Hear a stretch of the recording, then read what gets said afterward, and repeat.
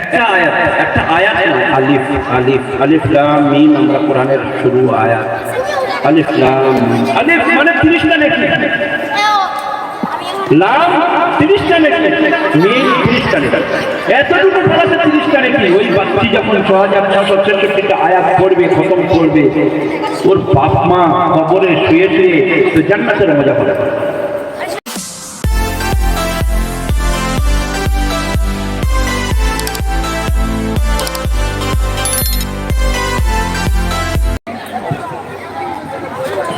السلام عليكم ورحمة الله وبركاته.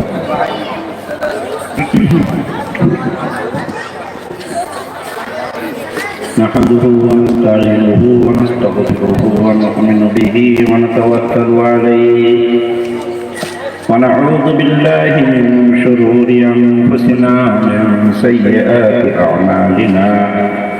من يهده الله فلا مضل له ومن يضلله فلا هادي له.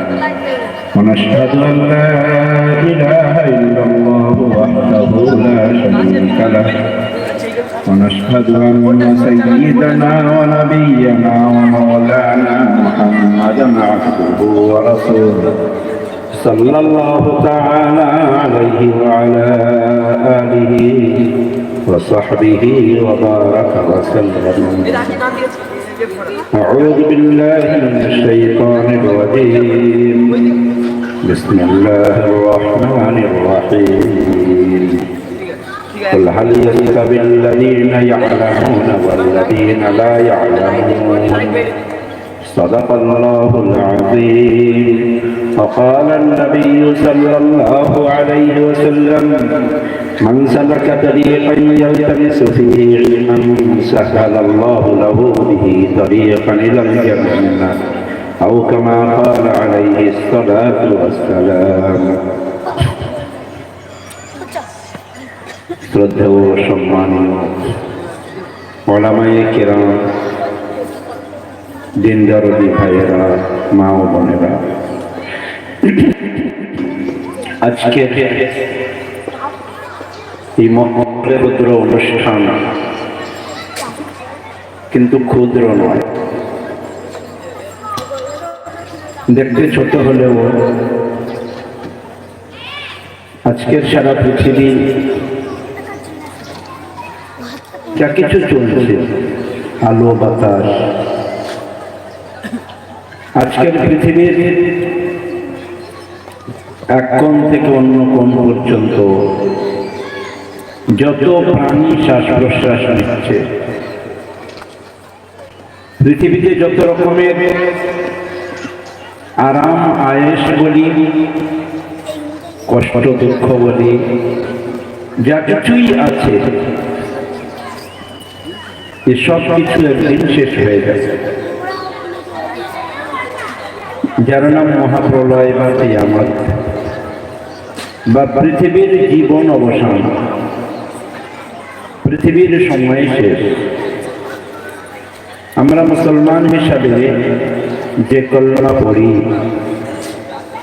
ওয়াল ইয়াউমিল আখির, সেই ঈমানের মধ্যে দাখিল, শেষ দিনের উপরে আমরা বিশ্বাস রেখেছি, যে শেষ দিনের নাম হচ্ছে কিয়ামতের দিন।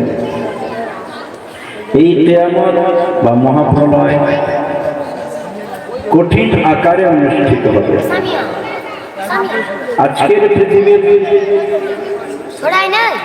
যে আকাশ তার জায়গায় দাঁড়িয়ে আছে, পৃথিবী তার সমস্ত সম্ভব মানুষের জন্য উগরে দিয়েছে, তারা সূর্য তারা আলো দিচ্ছে, মানুষ নিজের মতো অক্সিজেন নিচ্ছে, কিন্তু মহাপ্রলয় বা কিয়ামতের দিন আসবে, সেদিন পৃথিবীর এই স্থিরতা থাকবে না, বরং অস্থিরতা আসবে। ইযা যুলজিলাতিল আরদু জিলজালাহা, যেদিন ভূমিকম্প আসবে সারা পৃথিবীতে, ওয়া আখরাজাতিল আরদু আসকালাহা, পৃথিবী তার তলা থেকে সমস্ত কিছু উগরে দেবে। ওয়া ক্বালা ইনসানু মা লাহা, মা বলবে, মানুষ বলবে মাটির কি হয়েছে? আল্লাহ তাআলা বিভিন্ন ভাবে কিয়ামতের চিত্র অঙ্কন করেছেন কোরআন মাজিদের মধ্যে। ইযা শামসু কুবিরাত, সূর্যের আলো নিষ্প্রভ হয়ে গেল। ইযা সামাউ ফাতারাত, আকাশ ফেটে চৌচির হয়ে যাবে। ইযা জিবালু সুয়িরাত, পাহাড় টুকরো টুকরো হয়ে উঠতে থাকবে। এই যে পরিস্থিতি আসবে, ততক্ষণ পর্যন্ত আসবে না যতক্ষণ পর্যন্ত পৃথিবীতে আল্লাহ আল্লাহ বললে বলা করে থাকে। অর্থাৎ পৃথিবীর অস্তিত্ব, জীবনী শক্তি নির্ভর করছে আল্লাহ বলনেওয়ালা বান্দা বান্দির উপরে। তাকে তারই ছোট ছোট প্রয়াস, প্রচেষ্টা এই মতলবের মাধ্যমে পৃথিবীতে শিক্ষাঙ্গন অনেক বড়, অনেক ইউনিভার্সিটি আছে, কলেজ আছে, শিক্ষা প্রতিষ্ঠান আছে, যেখানে অনেক কিছু শেখানো হয়, যেগুলো দুনিয়া টিকে থাকার জন্য প্রয়োজন, দুনিয়াতে থাকার জন্য প্রয়োজন। কিন্তু দুনিয়াকে টিকিয়ে রাখার জন্য কিসের প্রয়োজন? সেটা হচ্ছে কোরআন।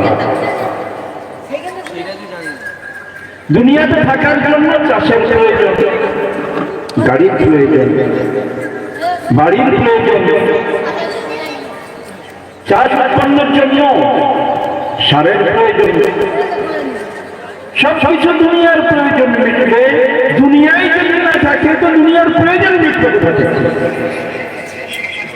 যতক্ষণ থাকবে, যতক্ষণ কোরআন থাকবে।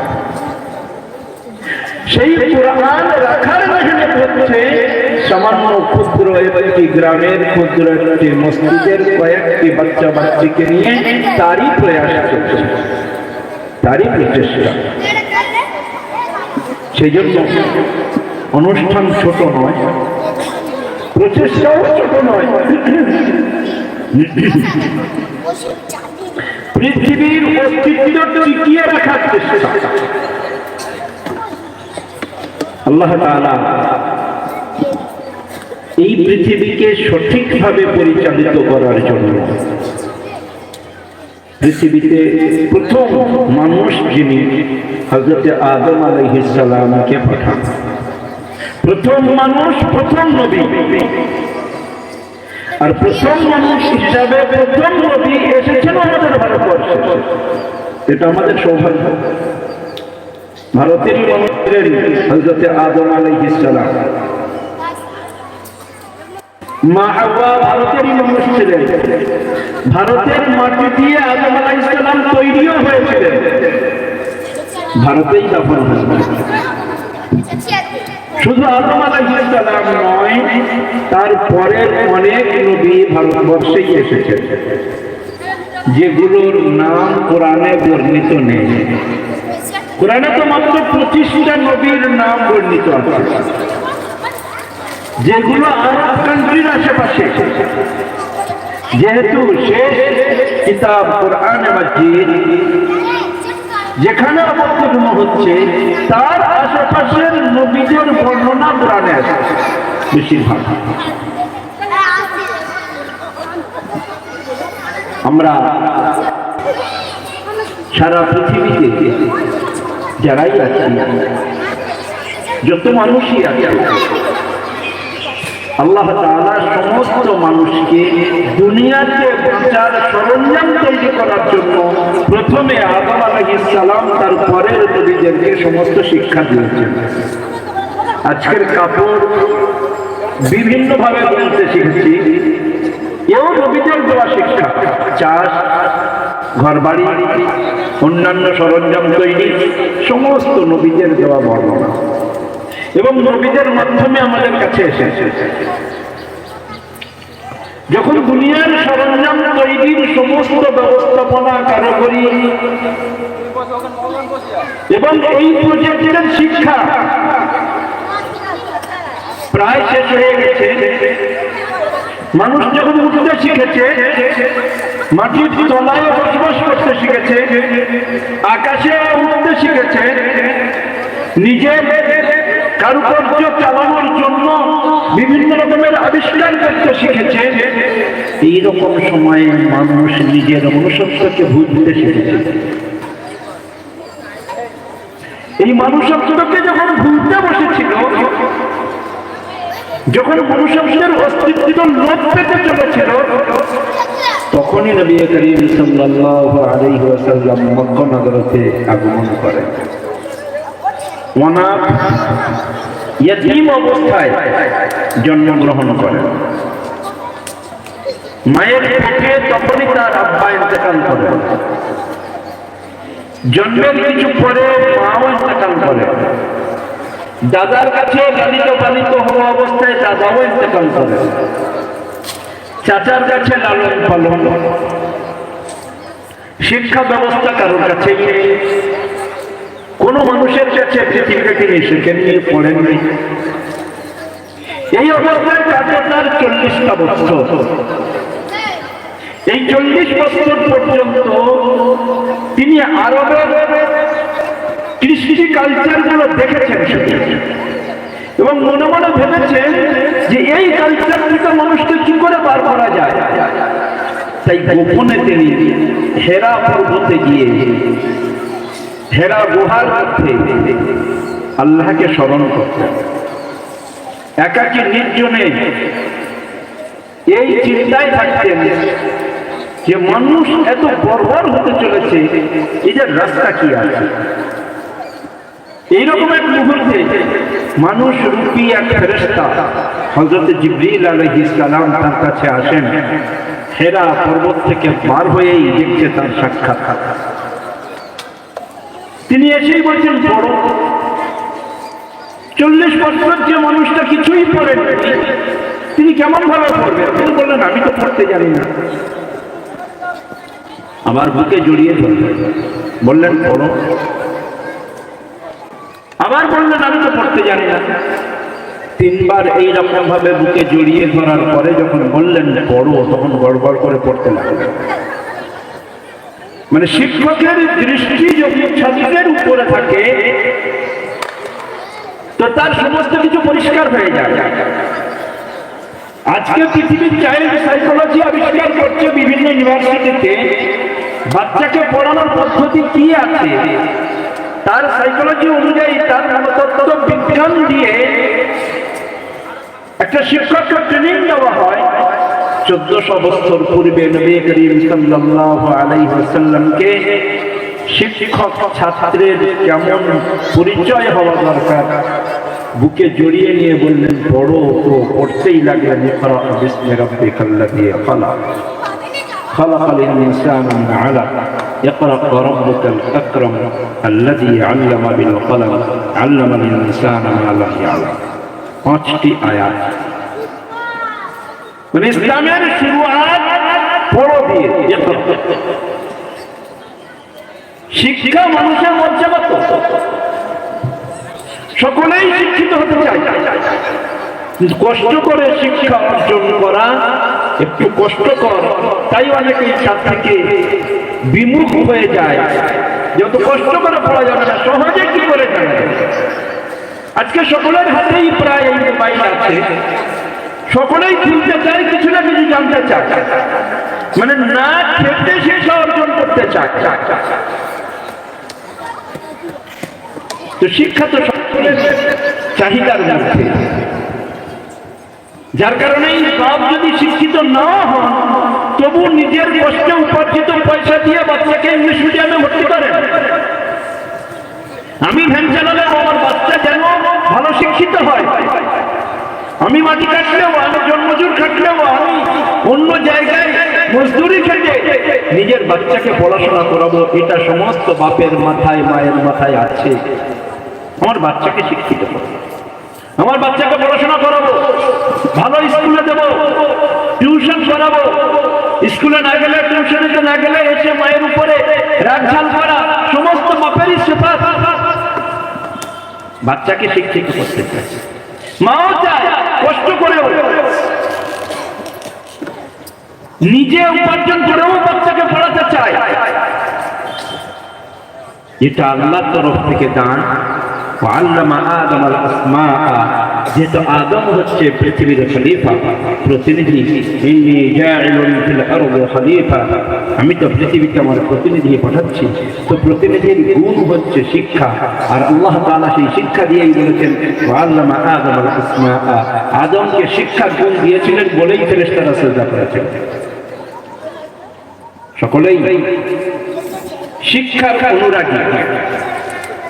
পৃথিবীতে বহু শিক্ষা, বহু রকমের শিক্ষা আছে। সমস্ত শিক্ষা কারোর একার পক্ষে অর্জন করা সম্ভব নয়। সকলেই চাই শিক্ষিত হতে, কিন্তু কোনটা শিখছে? দেখা যাচ্ছে আমি এখন বড় হয়েছি, বাপের হাতের সহযোগিতা করতে হবে, একা কত ইনকাম করবো, অতএব আমি কাজ শিখি। শিক্ষা, আমি দর্জির কাজ শিখি, আমি মেকানিক কাজ শিখি, আমি অন্য কাজ শিখি, বা আমার সংসার চালানোর ক্ষেত্রে আমার যেটা প্রয়োজন হচ্ছে আমি সেটাও শিখি। মায়েরা, বোনেরা শ্বশুর বাড়িতে এসে সব কিছু শিখে আসেন না, আসার পরে রান্না শেখেন, সংসার গোছানো শেখেন, বাচ্চার লালন পালন শেখেন। শেখেন তারা, চলেন শিক্ষার একটা বড় পাঠশালা পৃথিবী। কিন্তু আল্লাহ তাআলা যখন বলছেন ইকরা, পড়ো, সেই পড়াটা যেন বিসমি রাব্বিকাল্লাযী খালাক হয়। তোমার প্রভু যে তোমাকে সৃষ্টি করেছেন সেই প্রভুর নাম নিয়ে পড়ো। যে শিক্ষাই অর্জন করি না কেন, প্রভুকে চেনার কাজে সহযোগিতা করো, এইরকম শিক্ষার প্রয়োজন। সায়েন্স পড়তে গিয়ে নাম হিসাব করেনি, বরং ইসলামের প্রারম্ভ হচ্ছে তখন সায়েন্সের জন্ম তো দূরের কথা, ভাবারও বাইরে ছিল। তখনই বলছেন যে অস্তিত্বের দিকে লক্ষ্য করো, কেমন কেমন তার সৃষ্টি। আকাশের উচ্চতার উপরে দেখো, জমিন দেখো কেমন বিছানো আছে, পাহাড়ের দিকে দেখো কেমন দেখে আমি পৃথিবীতে বসিয়ে রেখেছি। পাহাড় বলি, আসমান বলি, জমিন বলি, জানোয়ার বলি, ভূবিদ্যা বলি, নববিদ্যা বলি, জুওলজি বলি, সমস্ত কিছু রাস্তা দেখিয়েছে। আপত্তি নেই। সেই শিক্ষার মধ্যে যদি আমি আমাকে ভুলে যাই, তো আমার চেয়ে বড় বোকা কেউ হবে। আমি শিক্ষা শিক্ষা পড়তে পড়তে আমি ভুলেই গেলাম আমি কি, আমি কে, আমার এখন কি করতে হবে, আমার খেতে হবে কি, আমাকে উঠতে হবে কি, আমাকে ঘুমোতে হবে, তা পাগল হয়ে যাবে। আমি আমাকেই ভুলে গেলাম, আমাকেই চিনতে পারলাম না। আমি কতক্ষণ পরে কি খাবো, কখন উঠবো, কখন বসবো, কখন ঘুমাবো, তো ব্রেন নষ্ট হয়ে যাবে।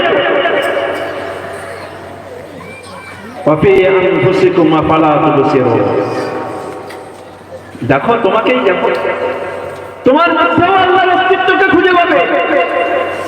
অর্থাৎ পৃথিবীর সমস্ত কিছুর মধ্যে আল্লাহর একত্ববাদ যদি না থাকে, সেই শিক্ষার কোনো দাম নেই।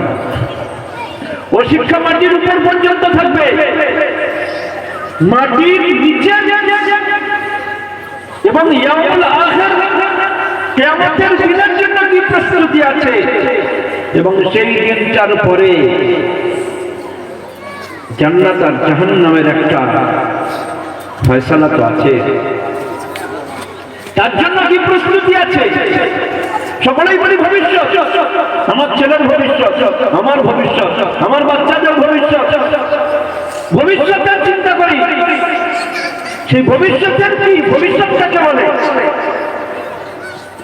আমরা হয়তো মনে করছি 40 বছরের পরের নাম ভবিষ্যৎ, বা 60 বছরের পরের নাম ভবিষ্যৎ, বা 30 বছরের পরের নাম ভবিষ্যৎ। কিন্তু মাটির তলার ভবিষ্যৎ আর শ্বাসটা শেষ হওয়ার পরের ভবিষ্যৎটা কি, সেটা তো অনন্তকালের ভবিষ্যৎ। 5 মিনিটের ভবিষ্যৎ নিয়ে যদি এত গবেষণা হতে পারে, তো অনন্তকালের ভবিষ্যতের জন্য চিন্তা করেছি আমরা। তারই জন্য আল্লাহ তাআলা বলছেন ইকরা বিসমি রাব্বিকাল্লাযী খালাক, তোমার প্রভুর নাম নিয়ে পড়ো। সব কিছু পড়ো না, সব কিছু অর্জন করো না, প্রভুর নামকে ছেড়ো না। একে বলা হয় মূল্যবোধের শিক্ষা, একে বলা হয় মোরাল ভ্যালুজের শিক্ষা। মোরাল ভ্যালুজ বা মূল্যবোধ যদি কোনো শিক্ষার মধ্যে না থাকে, সেই শিক্ষা মানুষের উন্নত চরিত্র হতে সহযোগিতা করে না। আজকে তাই যারাই বলে যে আমার ছেলেকে ডাক্তার করবো, ইঞ্জিনিয়ার করবো, তার আগে চিন্তা করে যে আমার ছেলে মানুষ তো হবে, বড় বড় শিক্ষিত হবে, কিন্তু মানুষ হবে কিনা সেটাই আগে চিন্তা। মানুষ অর্থাৎ মনুষ্যত্বের মধ্যে থাকবে। মনুষ্যত্বের জন্য আমি চিন্তা করেছি, খুব বড় ডাক্তার হলো, বড় হসপিটাল তৈরি করলো, নার্সিংহোম করলো, কিন্তু মানুষের ভুল পথে চালিত করে পয়সা ইনকাম করলো। অপারেশনের প্রয়োজন নেই, এখনই অপারেশন করতে হবে, রোগী সিরিয়াস, এইগুলো এক্ষুনি তুমি পরীক্ষা করে এসো, তাহলে রোগী বাঁচাতে পারবো না। শুধু পয়সা, সামান্য দুটো পয়সা নিজের পকেটে পড়ার জন্য একটা রোগীর পেট কেটে দিলাম, বুক কেটে দিলাম, তার ভুল পথে চালিত করে তার কাছ থেকে কিছু পয়সা কমিশন খেলাম। ওই রকম ডাক্তারি শিক্ষার জন্য আপনি আপনার বাচ্চাকে কিন্তু তৈরি করেননি, কিন্তু সে মিসগাইড হয়ে যায়। আপনার বাচ্চাকে ইঞ্জিনিয়ার করেছেন, তার একটা সইতে বড় রাস্তা পাস হয়ে যাবে, যেখানে তার থিকনেস আছে 6 ইঞ্চি, সেখানে 3 ইঞ্চি থিকনেসের উপরে যদি সই করে দিয়ে সে 2 লাখ টাকা খেয়ে নিল, এটা মোরাল ভ্যালুজ বলে না, এটাকে মূল্যবোধ বলে না, এটাকে মনুষ্যত্ব বলে না, বরং এটার নাম হচ্ছে জান্তবতা, এটা মানবতা। এটা তো পশু প্রবৃত্তি, এ তো জানোয়াররা এরকম যে ওকে ছিঁড়ে খাবো, ওকে কামড়ে খাবো, ওকে ছিলে খাবো, ওকে চিড়ে খাবো। এটা তো জঙ্গল রাজে চলে, জঙ্গলের মধ্যে হতে পারে। মানুষের বসবাস কেন্দ্রে এইরকম মানুষ বাস করতে পারে না যে মানুষের কলিজা বার করে খাবো, মানুষের রক্ত চুষে খাবো, মানুষের পকেট থেকে টাকা জোর করে বার করে নিয়ে খাবো, মানুষকে ভোটা দেবো। এটার নাম শিক্ষা নয়, যেটাকে আমরা মনে করছি যে অনেক বড় শিক্ষিত হয়েছে। আজকে সমাজ কোন দিকে যাচ্ছে, কোন পথে যাচ্ছে? সে কি মনে করছে দুনিয়াটাই শেষ? সামান্য একদিন 1000 বছর কিয়ামতের দিন। تعرج الملائكة الروح إليه في يوم كان مقداره 50,000 سنة। 50,000 বছরের লম্বা সময় জান্নাত আর জাহান্নামে প্রবেশ করার পূর্বে পর্যন্ত 50,000 বছরের। দুনিয়ার 2 মিনিট, 65, 60, 70 বছর কিছু নয়, আখিরাতের 50,000। আমরা ভবিষ্যৎ, 2 মিনিটের নাম যদি ভবিষ্যৎ হয়, তাহলে আমাদের বুঝতে কোথাও ভুল হচ্ছে। সেই ভবিষ্যৎ তৈরি করার জন্য কোরআন দরকার। যে কোরআন বলছে ইকরা বিসমি রাব্বিকাল্লাযী খালাক, খালাকাল ইনসানা মিন আলাক। ও মানুষ, তোমার সৃষ্টির রহস্যটা বোঝো। তুমি তো একটা টুকরো, 1 ফোঁটা রক্ত দিয়ে তৈরি, জমা রক্ত দিয়ে তৈরি। ইকরা ওয়া রাব্বুকাল আকরাম। তোমার অস্তিত্ব যখন বুঝতে পারলে, পানি থেকে, রক্তের জমার থেকে, মাংসের টুকরো থেকে 5 মাস পরে যখন রূহ সেখানে আসছে, আল্লাহ তাআলা ভূমিষ্ঠ করেছেন দুনিয়াতে, তুমি আসছো, তার পূর্বে তোমাকে সুপেয় খাবার তোমার মায়ের বুকে দিয়ে দিয়েছে আল্লাহ। খাদ্যের চিন্তা করে তুমি মানুষের উপরে অত্যাচার করবে, এ কোন মানবতা? সেই জন্য আল্লাহ তোমার সৃষ্টির রহস্য তোমাকে আগে বুঝতে বলেছেন পড়ার শুরুতেই। যে পড়ার শুরুতে এই সৃষ্টির রহস্য থাকে না, তারা দুনিয়াকে শেষ সম্বল মনে করে, আখিরাতের সম্বলকে সম্বল মনে করে না। জান্নাত জাহান্নামের অস্তিত্ব মধ্যে থেকে বার হয়ে যায়। আল্লাহর একত্ববাদের স্বীকার তারা করতে চায় না, মনে করে দুনিয়াতে কামিয়ে খেয়ে নিয়ে চলে যাবো, সম্বল। এর থেকে বাঁচানোর জন্য ইকরা বিসমি রাব্বিকাল্লাযী খালাক, খালাকাল ইনসানা মিন আলাক, ইকরা ওয়া রাব্বুকাল আকরাম। পড়ো, তোমার প্রভু তো বড় দয়ালু, তোমার প্রভু তো বড় দয়ালু। আর তোমার মধ্যে ক্রুয়েলটি, তোমার মধ্যে নৃশংসতা, তোমার মধ্যে হিংস্রতা, তোমার মধ্যে পরশ্রীকাতরতা, তোমার মধ্যে অর্থনৈতিকতা, তোমার মধ্যেই যদি দাম্পত্য প্রবৃত্তি ভিতরে করে করে খায়, তো তোমার এই শিক্ষা তোমাকে মানুষের মনুষ্যত্ব থেকে নামিয়ে ওই জন্তুর যন্ত্রপাতার তারপরে পৌঁছে দেবে। তুমি কোনোদিন ওই ফেরেশতার সিফাত পেতে পারো না, তুমি সমাজকে উন্নত করতে পারবে না। আজকের সমাজ কলুষিত হচ্ছে কিছু নামধারী শিক্ষিতের জন্য। ইসরায়েল নাকি পৃথিবীর শ্রেষ্ঠ টেকনোলজি আছে তাদের কাছে, আমেরিকার কাছে, জাপান জার্মানির কাছে, ইতালির কাছে, পৃথিবীর সবচেয়ে বড় বড় নাকি তারা টেকনোলজিওয়ালা দেশ। তাদের দিলে যদি কচি বাচ্চাদের রক্ত, তাদের সমস্ত অর্থ সংগ্রহ করার রাস্তা হয়, যে বাচ্চাদের খুন দেখে তারা যদি নিজেদের দেশকে উন্নত করতে চায়, ওই রকম শিক্ষাকে ঠিক শতধিক কোন দাম নেই। হিংস্রতার সঙ্গে শিক্ষার কিসের সম্পর্ক? আজকে সেই জায়গা থেকে তোলার জন্য কোরআন বলছে তোমার প্রভু করিম, তুমি করিম হও। ইকরা ওয়া রাব্বুকাল আকরাম আল্লাযী আল্লামা বিল কলম।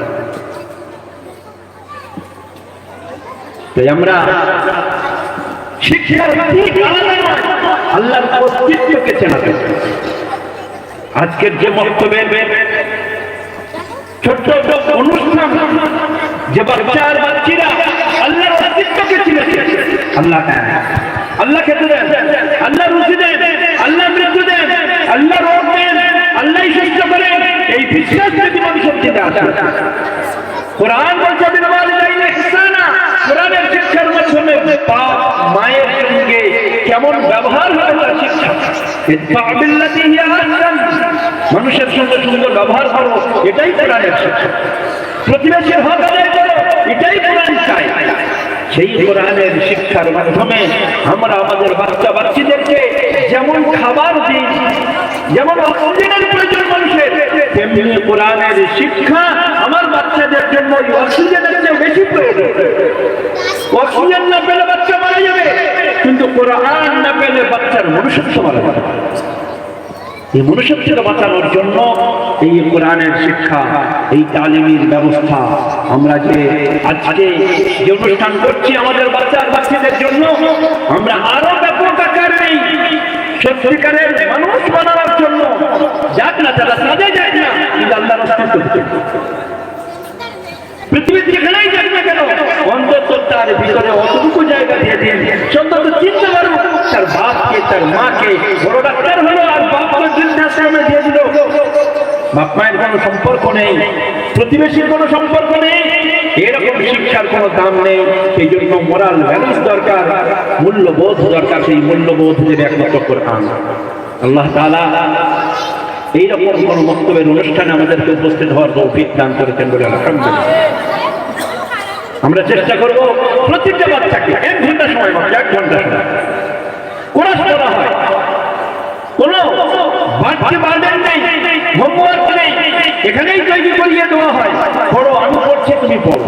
আল্লাহর অস্তিত্বকে চেনো, মা বাপের সম্মান বোঝো, প্রতিবেশীর হক বোঝো, নিজের অস্তিত্ব সম্পর্কে তুমি জানো তুমি কে। আজকে আমাদের এই সমস্ত বাচ্চারা যখন স্কুলে যাবে তখন দেখবে তাদের ম্যাডামরা উলঙ্গ, এরা মনে করবে আমাদেরকে উলঙ্গ হতে হবে। কিন্তু বক্তব্য থেকে যখন শিক্ষা নিয়ে যাবে যে ম্যাডামরা উলঙ্গ থাকতে পারে, আমি মসজিদ থেকে শিখে এসেছি আমার মাথায় নিকাব দিতে হবে, আমি অন্তত উলঙ্গ হব। এই বাচ্চারাই তখন লড়বে। কোথায় হায়দ্রাবাদ না কোথায় মুস্কান যখন তাকে পর্দা খুলতে বলা হয়েছিল, তখন আল্লাহু আকবার ধ্বনি বাজিয়েছিল।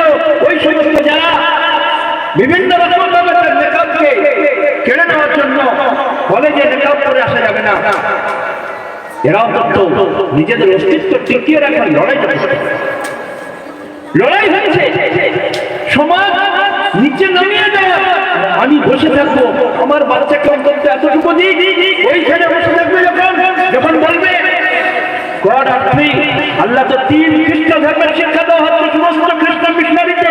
আমার বাচ্চার সঙ্গে অন্তত বলো আল্লাহু আহাদ আল্লাহু সামাদ লাম ইয়ালিদ ওয়া লাম ইউলাদ, অন্তত তার দিলে বসে থাক আল্লাহ এক, আল্লাহর কোনো দ্বিতীয় নেই। সেই জন্য বাচ্চাকে একত্ববাদের শিক্ষা দেওয়া, বাচ্চাকে মা বাপের পেহচান করানো, সমাজ সম্পর্কে শিক্ষা দেওয়া আমার আপনার প্রত্যেকের জরুরি। আমাদের বাচ্চারা যেন সত্যিকারের শিক্ষা নিয়ে আমার আখিরাত তৈরি করে।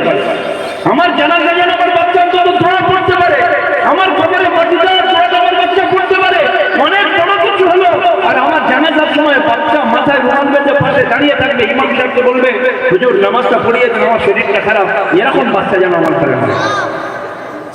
আল্লাহ তাআলা আমাদেরকে তৌফিক দান করুন। আমরা মক্তবের ব্যাপারে আরো সচেতন। আমাদের মহল্লার 100% বাচ্চা যেন কোরআন শিখে যায়, কলমা শিখে যায়। আল্লাহ তাআলা আমাদেরকে বেশি বেশি তৌফিক দান করুন। দরুদ শরীফ পড়ি আমরা। আল্লাহুম্মা সাল্লি আলা সাইয়্যিদিনা মাওলানা মুহাম্মদ ওয়া আলা আলিহি ওয়া আসহাবিহি ওয়া বারিক।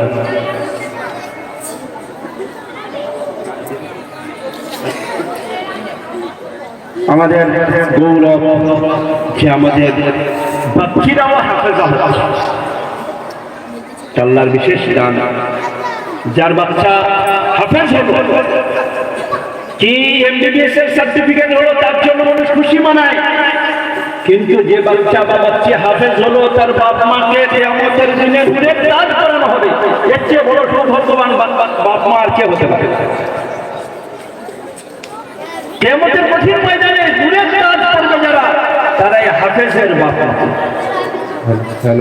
আমাদের এখানে বাচ্চারা হাফেজা হচ্ছে। যে মেয়েদের কোলে সমাজ প্রতিষ্ঠিত হবে, এইরকম প্রতিষ্ঠানের খুব প্রয়োজন। কি নাম?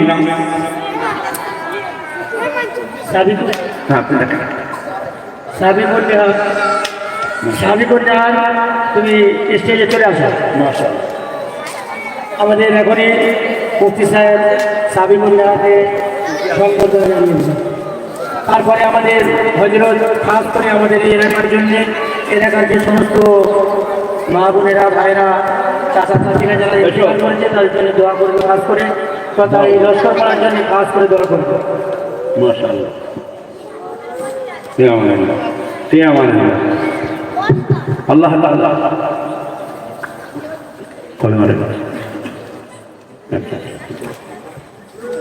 দেখেন, আল্লাহ তাআলা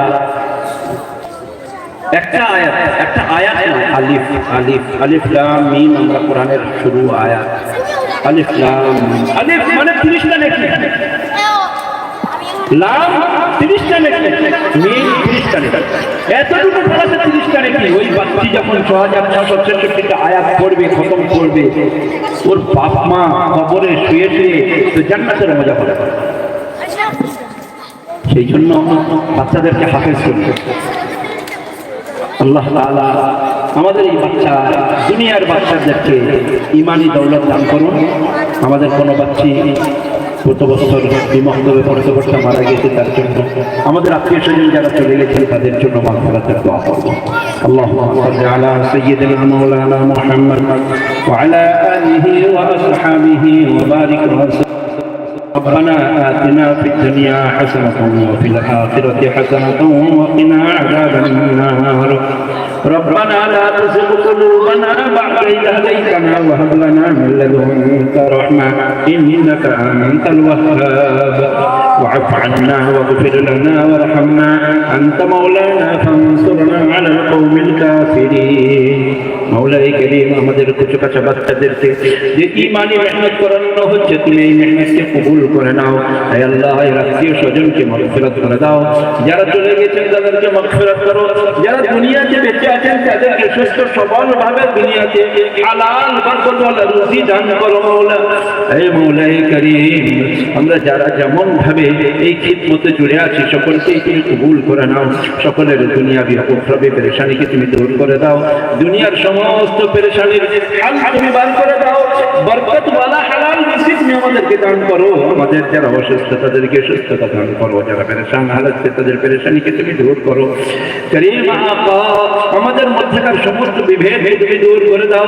আমাদেরকে তুমি তোমার হাবিব সাল্লাল্লাহু আলাইহি ওয়াসাল্লামের পরিচালিত পথে পরিচালিত করো মাওলা। হে আল্লাহ, তোমার হাবিব সাল্লাল্লাহু আলাইহি ওয়াসাল্লামের খাস তুফাইল আমাদের দোয়াকে কবুল করে নাও। سبحان ربك رب العزة عما يصفون وسلام على المرسلين والحمد لله رب العالمين برحمتك يا أرحم الراحمين.